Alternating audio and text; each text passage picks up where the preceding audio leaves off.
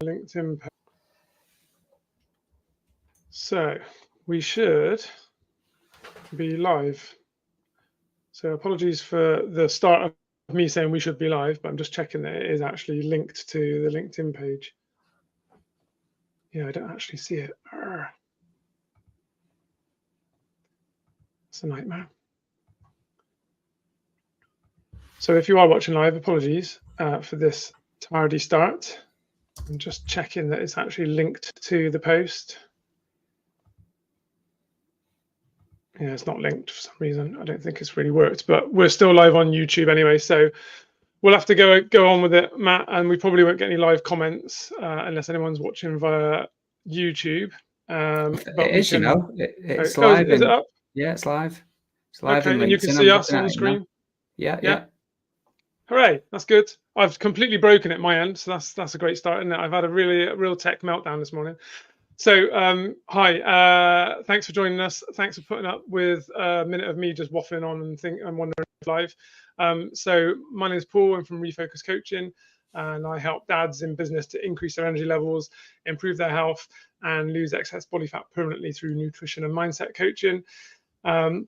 And these talks are to talk to other dads in business about things that they've done to help with managing their health and energy.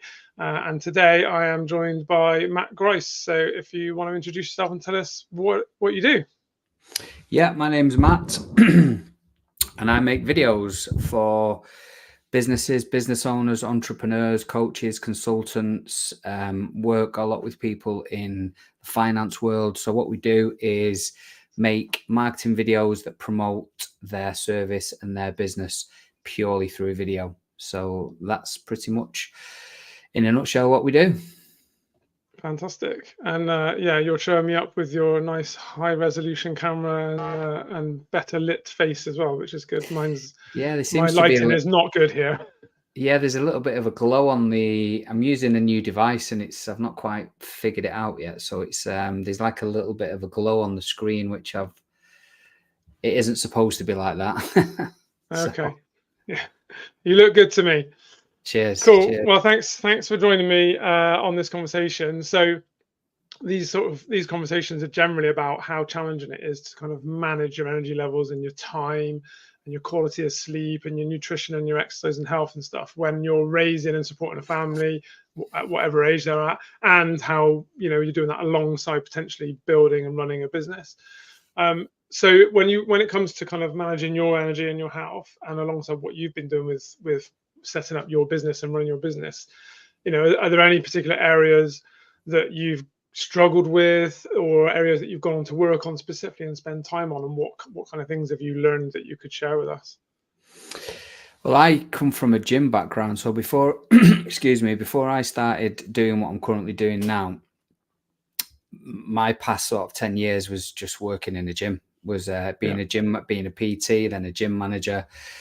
So I was pretty dialed in with nutrition, training, all that sort of stuff. Did a hell of a lot of endurance, running, triathlons, that kind of thing, marathons. And I got a bit of an injury with my ankle, and it never really got much better. And everything has sort of fell off a cliff in terms of fitness, routine. It's a day-to-day struggle, and running a business now, being busy and not having that regular 9 to 5 is a challenge. So I find that I've got to be really, really organized and focused on what I'm going to do in terms of eating, nutrition, that sort of stuff. And if I don't go to the gym first thing in the morning, it generally doesn't happen.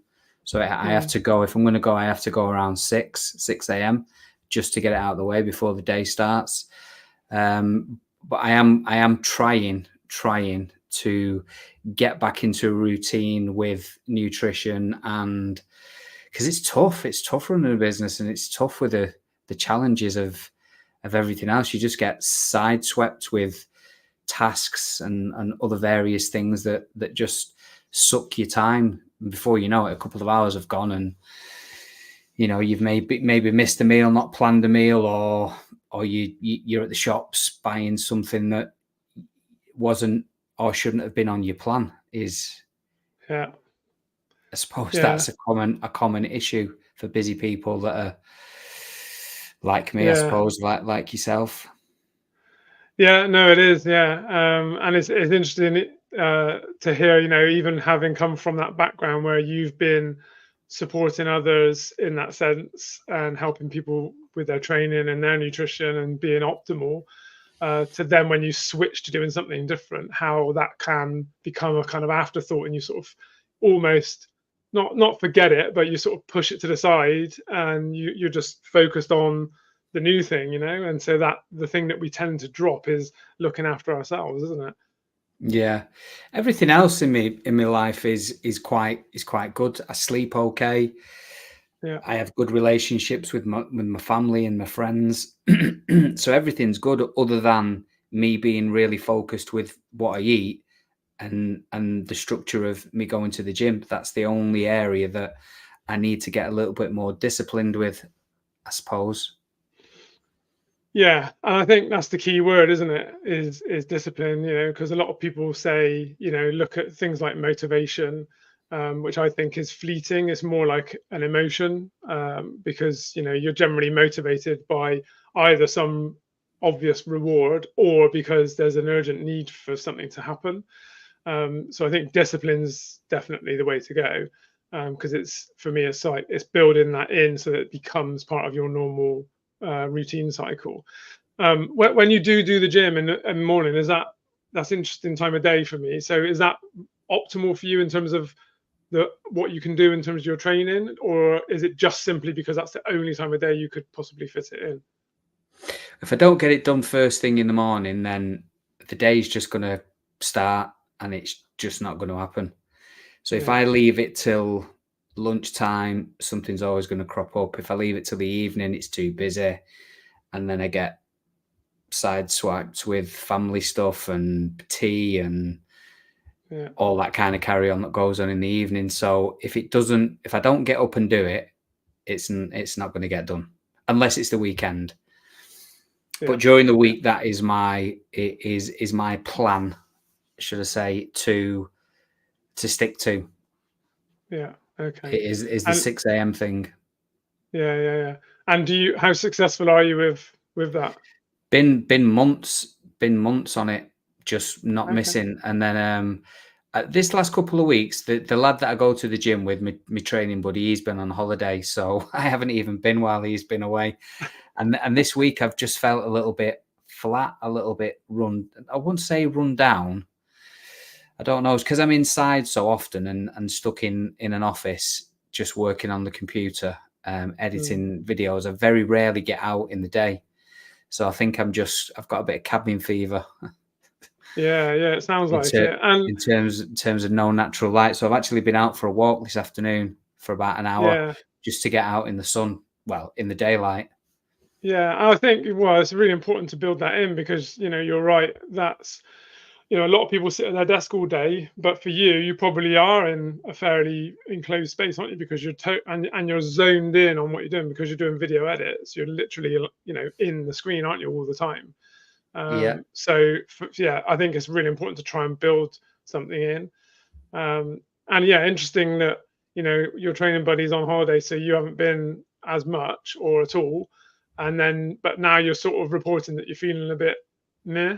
And I yeah, wonder if there's a yeah, potential that there's a knock-on effect from you'd created this routine, your metabolism was positive because of that.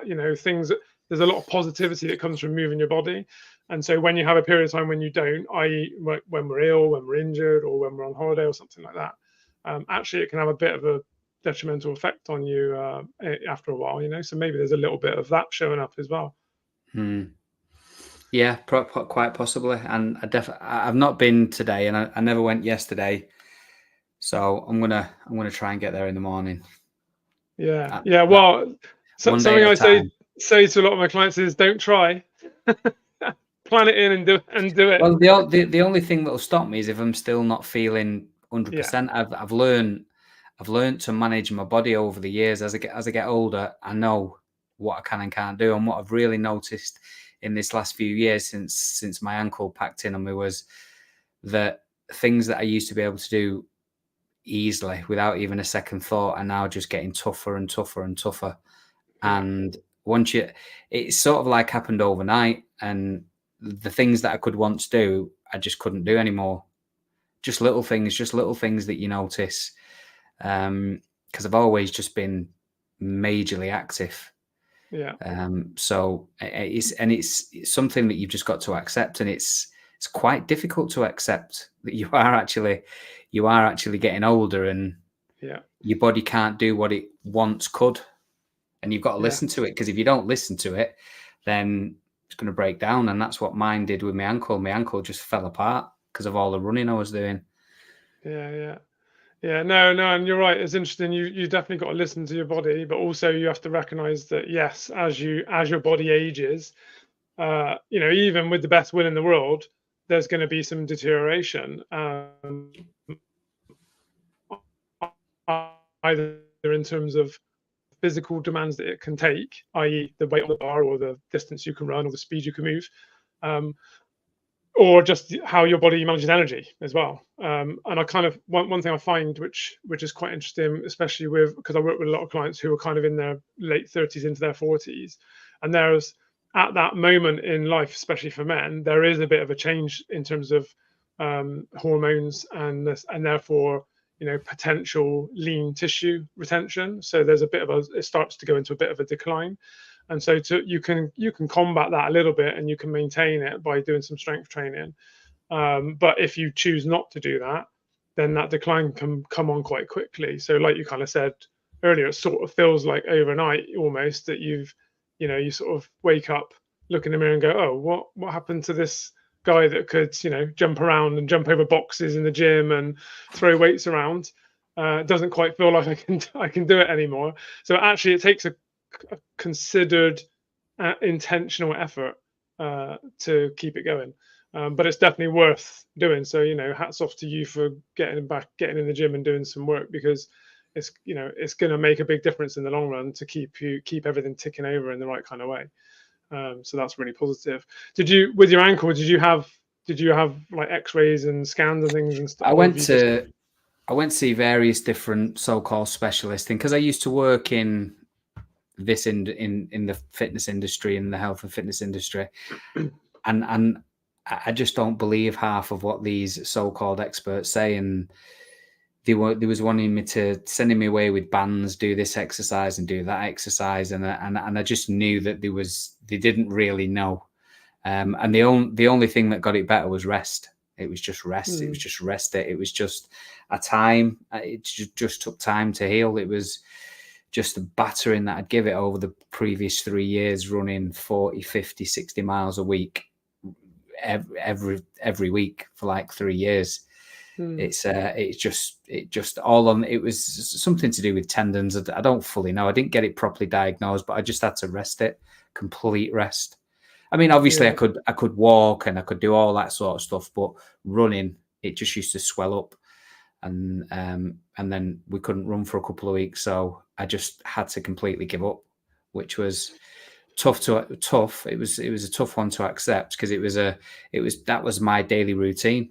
Used to run about between 5 and 8 miles pretty much most days every week. So it was just routine. It was just autopilot. Just whatever I was doing, it was just at some point in the day I was going for a run, and it just had to be done. It was on the schedule. It was on the schedule, and it was getting done, and that's what it was every day for years. Yeah. It sounds like, I mean, that mindset's really strong. And if you can apply that mindset to your setup now, in terms of that morning gym session and going and lifting some weights, that'll get you a long way. And you might find you get a bit of an inner peace, because it sounds like you benefit from that routine, and that knowledge, that certainty that thing is going to happen. And obviously then you get the side benefits of the physical benefits, and that sort of the metabolic benefits. And there's a lot of good comes from it mentally as well, doesn't it? I suspect, like today, when you've had that walk in the afternoon, you probably feel a bit sharper and a bit brighter and sort of ready to attack the work a little bit, because the physical activity definitely sharpens the mind as well. Well, I just listened to an audio book for an hour. Yeah, nice. Well, hopefully that was something uplifting and inspiring as well. Yeah, it's a new one that I've got, which is pretty eye-opening, really. Okay, so cool. Yeah. No, good. So you were saying earlier, sort of sleep and things like that, you've got pretty much dialed in. You've obviously got, it sounds like you've got a good team around you in terms of family life's busy, but at least everyone's pulling in the same direction, it sounds like. So that's yeah, positive. well, my wife's at work every day, Monday to Friday. So if I'm not out on a shoot or on a location somewhere, then I'm at home. So I get peace and quiet to work. My daughter's just about to go to uni and she works. So she's 18 now. So she's pretty much self-sufficient. She does her own thing. She doesn't need, well, she needs picking up because she can't drive yet. Which is I was going to say, I bet she's not fully self-sufficient. She's failed the test 3 times. Okay. And also I'm still a taxi. But kids these days, they just the bus or walk. They don't know what that means. So unfortunately, you've got to take them everywhere. So it is what it is. So life at home is good. Sleep, as over the years, has been up and down. Been through good spells, bad spells. At the moment, everything's good sleep wise. There was a point where every single night without fail, I'd wake up at 2 o'clock every single night for years. And that's just fixed itself over time. So I go to bed normal time, sort of 10, 9:30, 10, something like that. And unless I'm going to the gym, if I'm going to the gym, I'll be up at about, my alarm goes off at 5:20. Get up, have a coffee, have a wash, get ready, and then get to the gym for 6. So that's me. That's my day. That's my daily routine, pretty much, really. Yeah, that's good. And on the weekends, what's the situation like there? Do you have the same sort of wake up and get up time, and you're up doing things, or do you have a bit of? Most Saturdays I go to, my mate works in a CrossFit gym, so I'll go there on a Saturday, that's great fun. I really enjoy going there. So you just absolutely ruin yourself for an hour because it's just hard. It's such hard work. And now the football season's back on, so I'm quite a avid football follower. So I go to the match. So the weekends are generally taken up at least one of the days of the weekend if we're at home with watching football. So we'll be there on Friday because we've got a Friday night game this week. First game was at Wembley on Saturday, just gone. So for the season opener. Yeah, the Charity Shield. So my team lost. So you can guess who that is. So the red side of the city. I'm the red side. Yeah. So that's, I don't drink. I stopped drinking alcohol almost 6 years ago now. So that was a huge thing for me. I couldn't tell anyone. I couldn't. People ask me, how did you do it? It's like I just stopped. I couldn't tell you how I did it. I've never had an urge to drink since. I've never drank once since the day that I stopped, which was on New Year's Eve, I think 2019. I think it was, and I've never drank since. It's the best thing I've ever done. People accept it now. People didn't accept it for a while. They call you boring. They call you this. They call you that. They call you whatever they want to call you. And then people just accept it then, and it's just normal now. It's just I just don't drink. Yeah, maybe, that's fantastic. Looking back on that, a lot of things improved in my life when I stopped drinking, and sleep is probably one of them. Looking back, I've just had like a little bit of a realization that that's coincided with me stopping drinking. I used to, my pillows, when on my bed, my pillows, I just used to sweat all the time. Now I know it's probably not the best thing to talk about, but I generally don't sweat when I wake up. Do you know what I mean? So whether Yeah. that's got something to do with the drinking side of things and helping me sleep better, Definitely. possibly. Yeah. Yeah. Possibly. No, I was going to ask you about the sleep because you said it fixed itself, and I'm thinking it won't just fix itself. You've done something to help improve that, because yeah, and that makes sense. You know, I think firstly, well done for taking that decision. Was that because there was a specific kind of reason, or it was just the kind of, I'm not really enjoying this anymore, I'm not enjoying the vibe? Yeah, And well, I probably started drinking with all my mates, going to the park like you do. yeah, I'd say 14, 15. And then it just progressed into pubs and then clubs and all sorts of places. And then yeah, it just went on for probably 30 years. And I didn't have a very good relationship with alcohol. I used to drink and I just used to get drunk. I couldn't stop drinking until I was drunk. And then I was a pest, a nuisance. yeah, And I just thought, I'm done with this now. It's not serving me. It's just not doing me any favors whatsoever. So that was yeah. really the decision. It was like a bit of a realization that, what am I doing? What am I Yeah, doing this no. for? And were you running when you were still drinking, or did that come after you stopped? It was at the tail end of the running, stopping drinking. So when I was running, I'm making it sound like I was an alcoholic. I wasn't an alcoholic. I was just a Yeah, social drinker like everyone yeah, else is. yeah, Do you know what I mean? yeah. So I'd go out at the weekend. A lot of my running would be done during the week. So Okay. Monday to Friday, all the good stuff would be done at the week, and we'd have an easy run on a Sunday. So you could do that if you was a bit rough anyway. That was just a nice, easy, slow plod for Yeah. 10 miles or so with a couple of lads.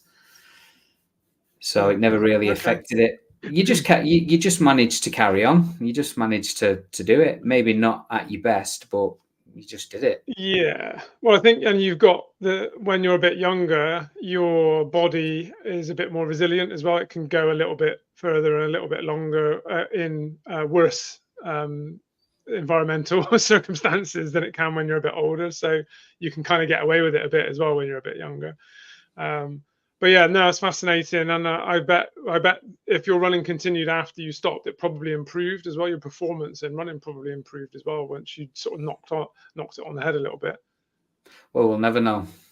No, we'll never know. No, but certainly with sleep, 100% it would have made an improvement. So there's some really interesting science out there now, and people can figure this out for themselves as well. If you wear a watch that sort of monitors your sleep, or any device that monitors your sleep rhythms, even just one alcoholic drink before going to bed disrupts your sleep, because it's a toxin to the body. So as soon as you ingest alcohol, your body's trying hard to get rid of it and trying to process it, and that requires energy, and that increases your heart rate, increases blood flow, and therefore increases your temperature as well. So in the night, your temperature would be increased, your sleep quality wouldn't be as good, you wouldn't spend as long in REM sleep, your cycles would be shortened in your sleep. So you'd probably wake up early in the morning, or midway through the night, because those sleep cycles would be disrupted, and you'd certainly be warmer. And I think you've saw that yourself, didn't you? So yeah, alcohol makes a massive difference with that. So getting away from it or limiting it.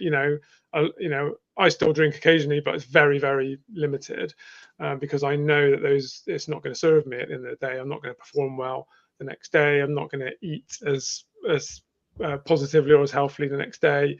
It sort of alters your decision making for potentially in the moment, and then as a knock-on effect the next day or two as well. So it's certainly worth limiting or removing it completely. So yeah, awesome. That's really good. Cheers. I'm sure you don't miss those. Probably it was weird at the start because you're probably still socializing with the same pals. And like you said, that was received in different ways from different people. You sort of, I guess, you learn who your real mates are as well in that moment, don't you? Because there's probably some people that just can't cope with it. I very rarely go out now, because I have no enjoyment in going out, because you take the alcohol away there is nothing. There's nothing great that goes on. You're not Yeah, missing well, especially anything. if everyone else is leaning on that if that's the main reason for going out, then yeah, Yeah, it's probably looking in from the outside would look a bit weird, wouldn't it? yeah, yeah, Yeah, definitely. yeah, yeah. Okay. So I was going to ask you a few other bits and bobs. So I guess is there like any one particular person or book or system or podcast or anything that's really kind of given you a light bulb moment or an epiphany or really influenced you positively in any way that you kind of that sticks out for you?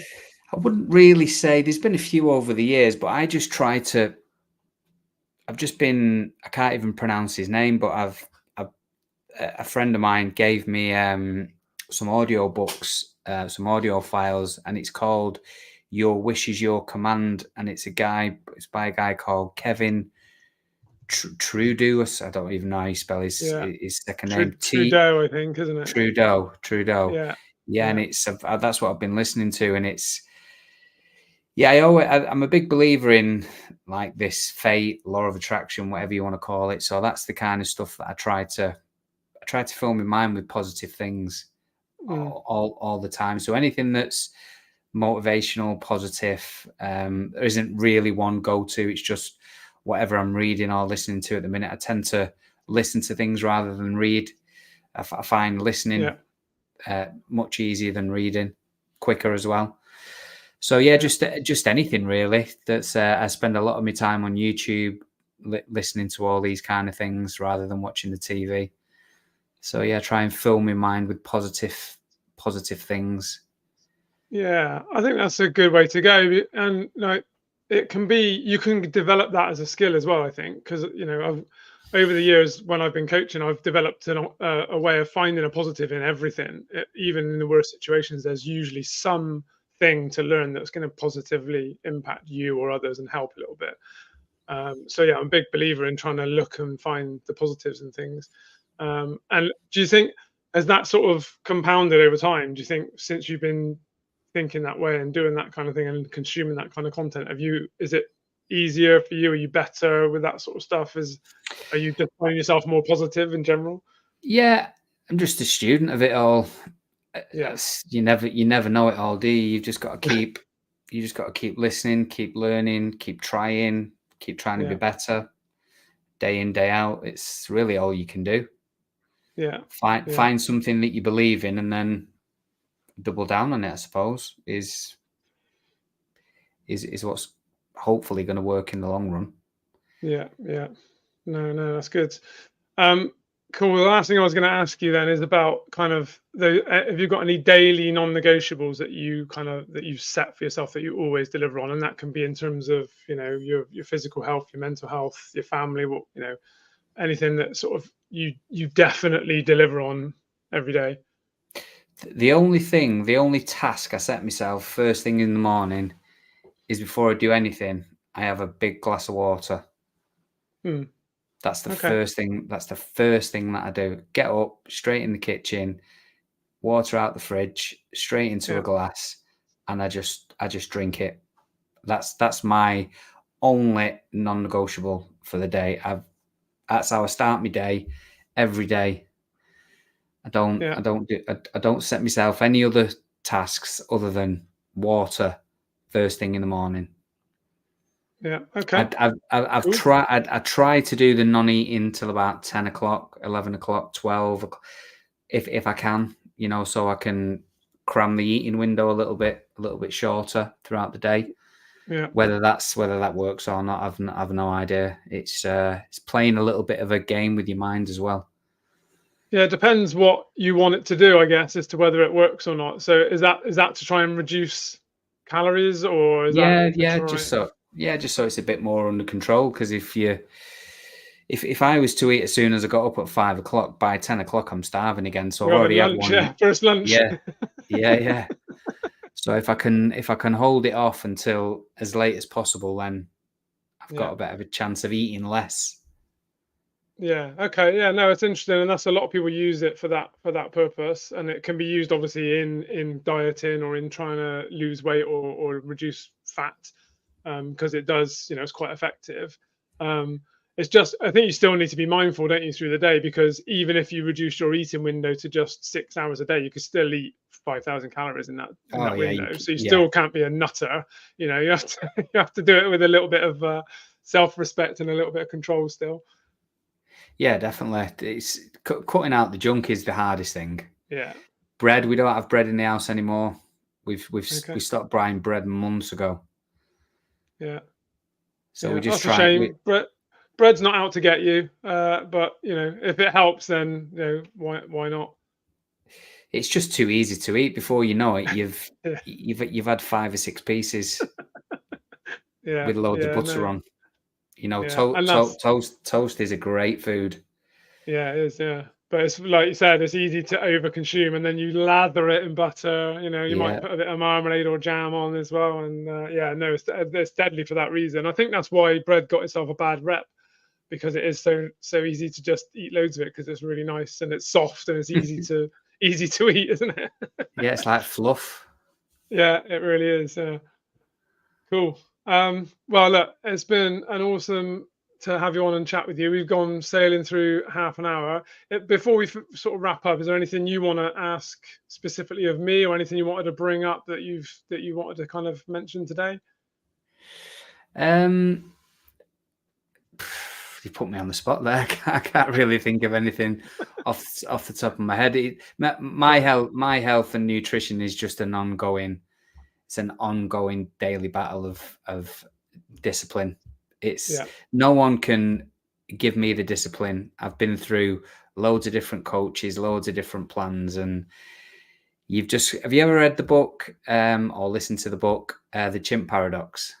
Yeah. Yeah. I've read Yeah, it. so Yeah. you've just got to learn to live with that chimp that's on your shoulder that's saying, "Go on, just what harm's it going to do?" Yeah. And that's it in a nutshell for me. You've got to learn to be in control of that voice in your head that's saying, "Do it, do it, do it," and just don't do it, or just do the Yeah. right thing that you know that Yeah. because you everyone has the best intentions, don't they? It's only the chimp that tells you otherwise. Yes, yeah, and I think that it's an interesting one, that because the chimp really is there for you know, almost like emergency situations or situations where you need something sort of unconscious to kind of help you out. So yeah, keeping a control on that, a lid on that, is definitely going to be helpful. And I think, you know, it's good to be intentional with your nutrition. I think that's when people run into trouble, is when they have no intention about it at all and just sort of wing it and make it up as they go along. That's when people end up getting into trouble with their nutrition, and then as a knock-on effect to their health, and then it forms habits, and then it's hard to break. So I think, you know, for me, it's kind of try and have a bit of a plan as to what kind of things you're going to be having. So maybe every week you set a little bit of a plan, a bit of intention, and there you could also then plumb in all your exercise and the things you're going to do in that regard as well. And then also understanding that sometimes a chimp's right, and you're just going to have something that's maybe not optimal, because you can't be perfect all the time. There's no, you know, it's just not possible. So it's about kind of having that bit of balance of sort of saying, well, 75, 80% of the time I'm going to be, you know, optimal and try and get it right and feel good from it. And then 20%, 25% of the time, I'm just going to say, fuck it. You know what? I'm just going to go with it this time. And if you do that, you know, the balance is positive in your favor. Yeah, yeah, definitely, definitely, Yeah. I agree. Yeah. No, fab. Okay, so if anyone wants to get in touch or find you, if you've got, I've put your LinkedIn up on the screen here. Is there anywhere else that people can find your work? Yeah, website is still a work in progress. It's still not completely finished. So yeah, LinkedIn is the best place to get in touch with me. So it's just Matt Grice. Yeah.